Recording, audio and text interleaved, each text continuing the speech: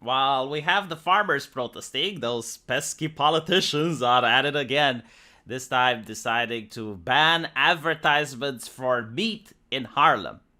Now, obviously, this is not affecting the world at large, but it's an interesting push on how the press is salivating at this. Like all these journalists, they're spitting their wine glasses while surrounded by cats and going like, the common folk will not eat meat. Mwahaha. I'm really curious what will happen when the journalists will not eat meat, right? Because all of these journalists, they work at corporations, and these corporations are run in a way that liberals would describe as fascistic. Because you have the head of the corporation telling the underlings what they are and aren't allowed to write about. And they hire people based on political leanings. And because of that, the journalist is forced to write in a manner that's appropriate to his publication. And if his publication doesn't like meat, this is good. Oh, so progressive, we are moving forward. But the problem is, what will happen when the journalist himself will have to eat the bugs? Because up until now, I haven't seen any doing it. And I do know that journalists, believe it or not, they eat meat. Especially the journalists that have the privilege of traveling to Davos. I mean, there was actually a right-wing outlet which looked at the menu of the people at Davos, and they compared what they want you to eat with what they are eating. And what they were eating was like 3-star Michelin meals that were incredibly expensive, packed with meat. And what they want you to eat is to save the planet, is to eat bugs and vegetables. The problem with the vegetables is that they're fucking with the farmers right now. The Netherlands is one of the biggest suppliers to food in Europe. And there's also the problem with Ukraine. The farmers have difficulty farming when there's a war going on. So they're cutting on the meat production. They're cutting on the vegetable production. I don't know what people are going to eat. The food is going to get very expensive. And it's not the people at Davos that are going to suffer. It's not the people owning these journalistic outlets that are going to suffer. It's us that are going to suffer. And the journalists as well. So when the famine hits, people in Eastern Europe, people from countries like myself, we're used to it. We dealt with it under communism. But the people in the West aren't used to it. So it's going to be very interesting to see how this will transpire. As you saw in the previous video I made yesterday, people in the United Kingdom are already starting to wonder where the taxpayer money is going to. Because that's what happened when you don't give people bread and circuses. Like, bread is food and circus is the entertainment. You cut away the food and then all of a sudden people start getting upset and they start asking questions. So according to this, Harlem becomes the first city in the world to ban meat advertisement. They're going to treat this as smoking, I suppose, where they ban smoke advertisement in the hopes that people are going to stop smoking. I can tell you that it doesn't work. I mean, here in my country, when you buy a pack of cigarettes, you see some of the worst grisly pictures imaginable. It shows lung cancer. It shows mouth cancer. Like, it shows like all these visceral images trying to prevent people from smoking. It doesn't work. They will try to tax smoking a lot more. It doesn't work. What surprisingly worked is in the United States. Like, for some fucking reason, I don't know why, but people in the United States don't smoke as much as we do in Europe. I don't know how they managed it. Like, I don't know what campaign they had. I don't know how they pull it off. But for some reason, the United States stopped smoking without having all of these bizarre practices that we have here in Europe. So, like, trying to apply this for meat is not going to work. Like, here's the reality of things, all right? Like, pushing vegan ideology aside, I have my own intuition. Like, I don't need a doctor in a lab coat to tell me that humans are omnivores. Like, we have the same diet as pigs do. There's a lot of reason why certain heart surgeries, for example, like installing a different aorta, you can use the organ from a pig to do it because we are somewhat compatible with that particular species, both in diet and the way we work. But I know it's not a flattering example, but hear me out.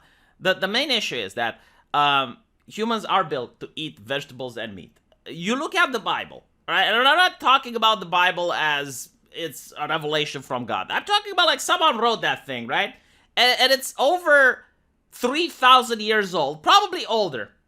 And they talk about eating animals. Right? Like people from back then, because you have like this bizarre vegan ideology which says that no, like society tells us that we need to eat animals. Like human beings, they're herbivores, okay? Like if you take some random babies and you put them off on an alien planet, they're going to start eating grass like cows or some shit.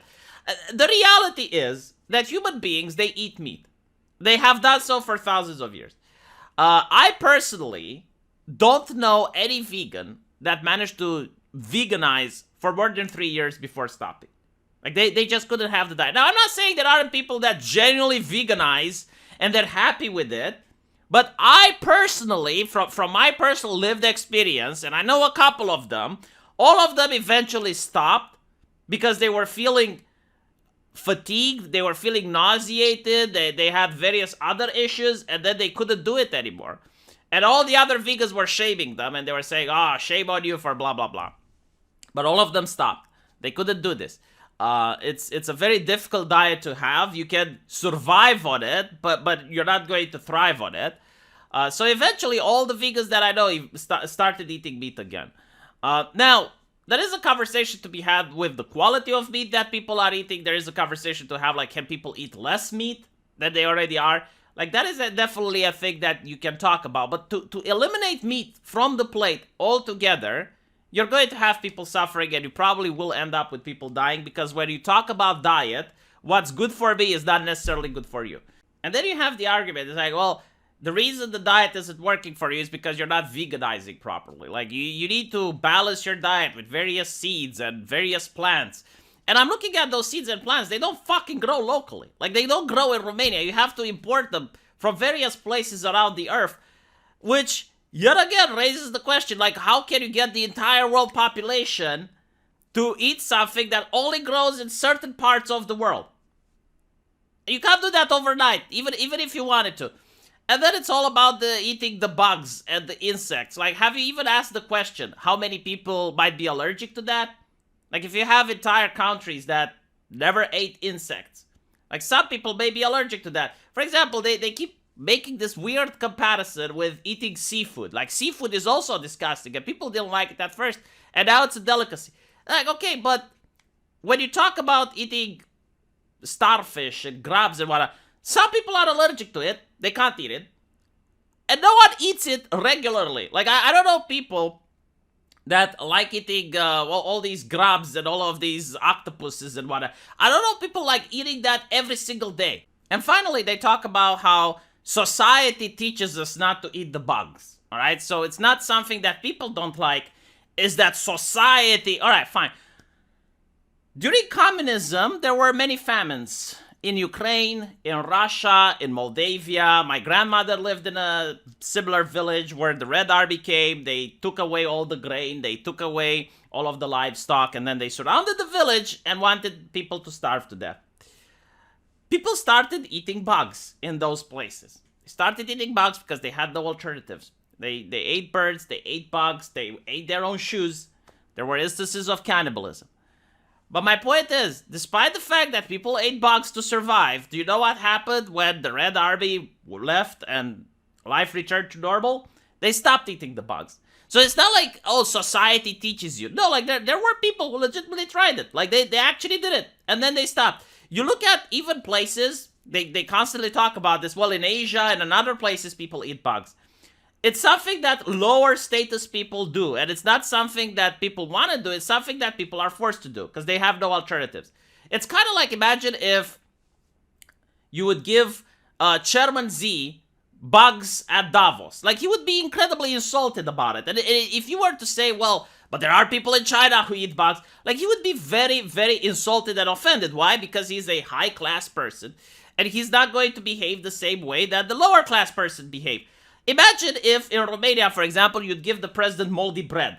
And you say, well, there are plenty of other people in Romania that eat moldy bread. And it's like, probably there are, but they're doing this because they're impoverished, because they have no other way of feeding themselves. It's not that they choose to eat moldy bread. The moment they have money, the moment they have wealth and are able to stop eating it, they will.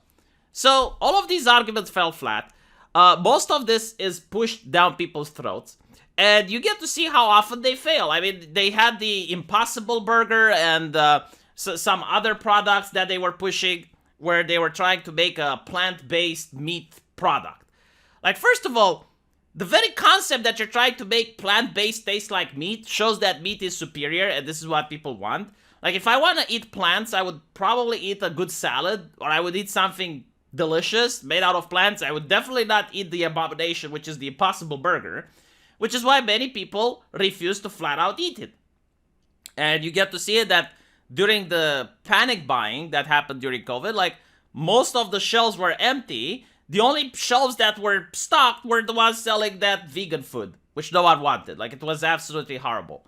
And now you have, like, all of these chain restaurants. I made another video about Burger King, which would ask people, it's like, what type of burger you want? Do you want the normal or the meat-based one? You know, it's kind of hilarious because they make it sound like it's the superior option, right? And now you have other places which are outright banning meat advertisements. I definitely think it's going to get worse.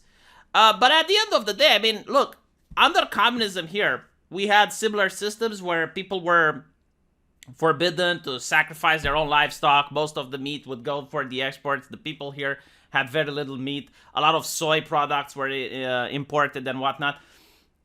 People just find a way. Like, there's going to be a black market for meat. Like, you're still going to see the rich people eating meat. Like, I don't think there's going to be a point in history where the rich are going to eat meat. I don't think, like, at Davos, they're ever going to serve an insect-based diet.